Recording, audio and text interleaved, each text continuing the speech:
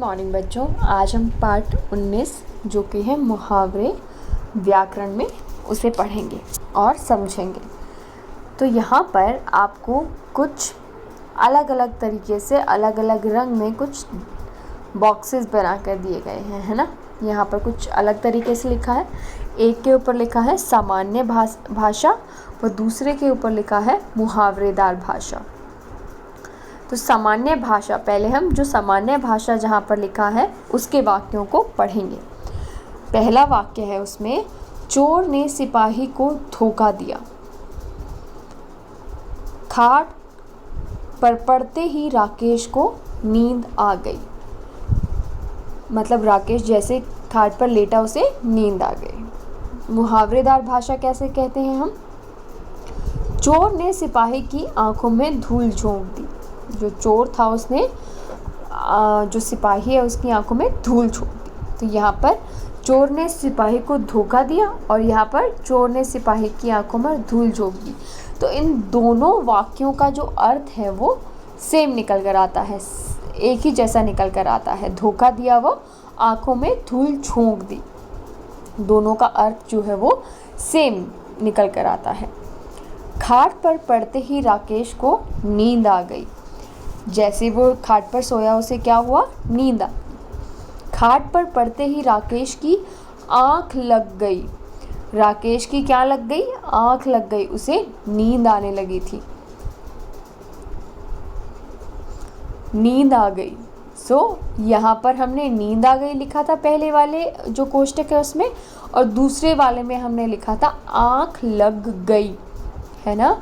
खाट पर पड़ते ही राकेश की आँख लग गई। आँखों में धूल झोंकने का विशेष अर्थ है धोखा देना। आँखों में धूल झोंकना मतलब धोखा देना, तो उसका जो अर्थ है वो सेम ही निकल कर आता है। इसी प्रकार आँख लगने का जो विशेष अर्थ है वो है नींद आना। तो नींद आना आँख लगने का मतलब होता है।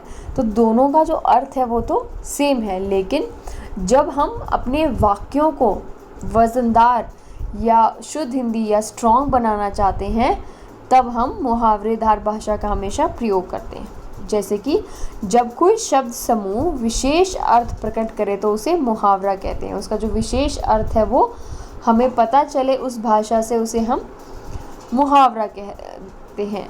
मुहावरों के प्रयोग से भाषा प्रभावशाली व आकर्षक बनती है।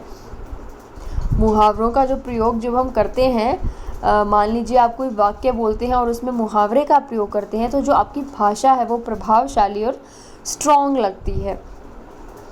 और जो मुहावरे हैं उनका प्रयोग वाक्यों में किस प्रकार से किया जाता है वो हम देखेंगे। पहला है अंग अंग टूटना, जिसका अर्थ है अधिक थकान होना।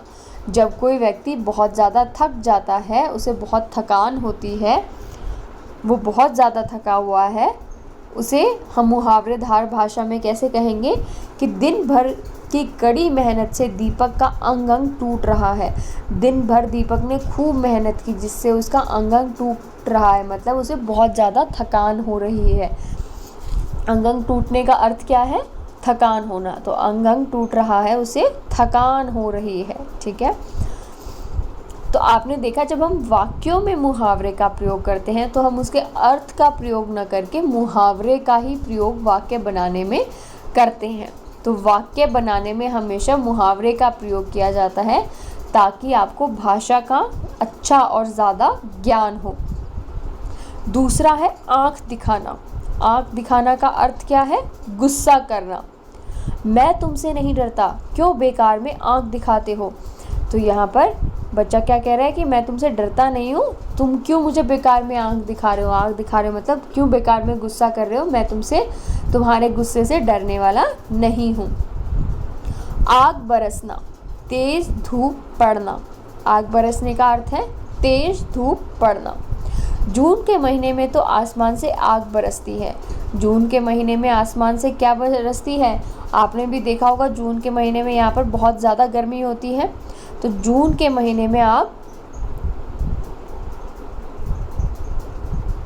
आसमान से बरसती है, मतलब कि बहुत ज़्यादा तेज़ धूप पड़ती है। आसमान सिर पर उठाना, खूब शोर करना। शिक्षक के बाहर निकलते ही बच्चों ने आसमान सिर पर उठा लिया। तो जैसे ही शिक्षक कमरे से बाहर गया, बच्चों ने क्या किया, आसमान सिर पर उठा लिया, बहुत ज़्यादा वो शोर करने लगे। कान भरना, चुगली करना। हम किसी के बारे में कोई बुरी बात कहते हैं, है ना, कभी कभी, तो उसे हम कहते हैं चुगली करना। तो कान भरने की आदत अच्छी नहीं होती। जो कान भरने वाली आदत है वो आदत अच्छी नहीं होती है। कोड़ी कोड़ी जोड़ना, थोड़ा थोड़ा करके जोड़ना, मतलब कोड़ी कोड़ी जोड़कर माधव ने कोठी बना ली। जो माधव था उसने कोड़ी कोड़ी, थोड़ा थोड़ा पैसा जोड़कर कोठी बना ली।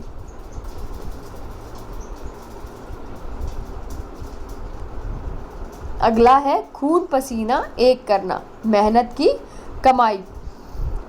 मेहनत से जो पैसा कमाया जाता है उसे हम कहते हैं खून पसीना करके कमाया हुआ पैसा, है ना।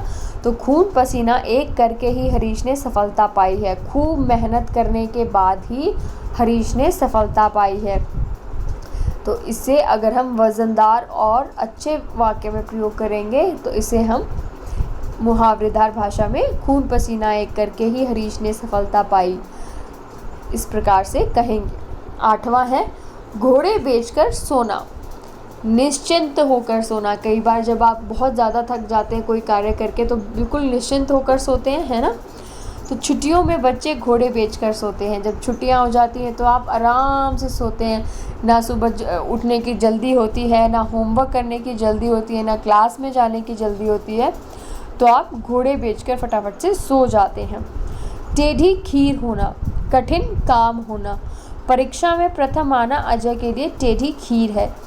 टेढ़ी खीर मतलब बहुत मुश्किल काम है। कई बार जब आप मेहनत नहीं करते और सपने बड़े बड़े देखते हैं कि मैं तो कक्षा में फर्स्ट आ जाऊं, ये कर लूं, वो कर लूं, तो वो पॉसिबल नहीं हो सकता, है ना, क्योंकि आपने मेहनत तो की नहीं उसके लिए, तो वो काम कठिन है। तो परीक्षा में प्रथम आना अजय के लिए टेढ़ी खीर क्यों है, क्योंकि उसने उसके लिए बिल्कुल भी मेहनत नहीं की है। दांत खट्टे करना मतलब कि हराना। तो लक्ष्मीबाई ने अंग्रेज़ों के दांत खट्टे कर दिए। लक्ष्मीबाई जो थी उन्होंने अंग्रेज़ों के दांत खट्टे कर दिए, उनको हरा दिया था। इसका मतलब युद्ध में हरा दिया था अंग्रेज़ों को लक्ष्मीबाई ने। तो इसी प्रकार हम मुहावरों का प्रयोग करते हैं वाक्यों में। इससे हमारी जो भाषा है वो क्या बनती है, स्ट्रॉन्ग बनती है और प्रभावशाली लगती है जब हम दूसरों के सामने इस प्रकार से भाषा का प्रयोग करते हैं। ठीक है, सो आपका होमवर्क यही है आज का। आपने अपने नोटबुक में मुहावरों को लिखना है 1 to 10, ठीक है, जैसे मैंने नोट किया हुआ है 1 2 3 4 5 6 अपनी बुक में, उसी प्रकार से आप भी इसको नोट करके अपनी नोटबुक में ज़रूर लिखेंगे। Okay, thank you.